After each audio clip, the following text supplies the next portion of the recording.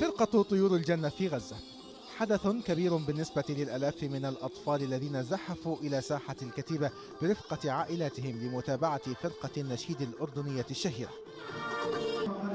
هذه هي المرة الثانية التي تزور فيها الفرقة قطاع غزة خلال العامين الماضيين، وقد قدمت عروضا متعددة نالت إعجاب الأطفال.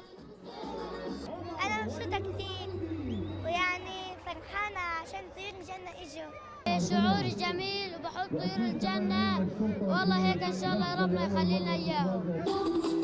نالت فرقة طيور الجنة شهرتها من قناة فضائية تحمل اسمها مخصصة للأطفال، وتقدم أناشيد وعروضا حية ومسجلة في معظم ساعات اليوم.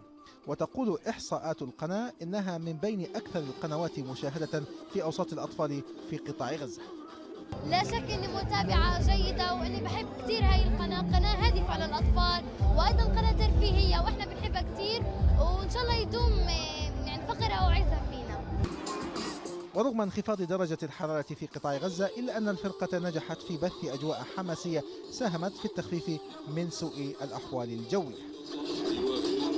رغم أن أصواتا عديدة انتقدت قدوم الفرقة في هذا التوقيت الذي لا تزال فيه بعض الأسر الفلسطينية تعيش أحزان ما بعد الحرب الإسرائيلية على غزة، إلا أن الكثيرين رأوا أنها جاءت في الوقت المناسب للتخفيف عن أطفال غزة بعد تجربة الحرب المؤلمة. سامي سهمود، سكاي نيوز عربية، قطاع غزة.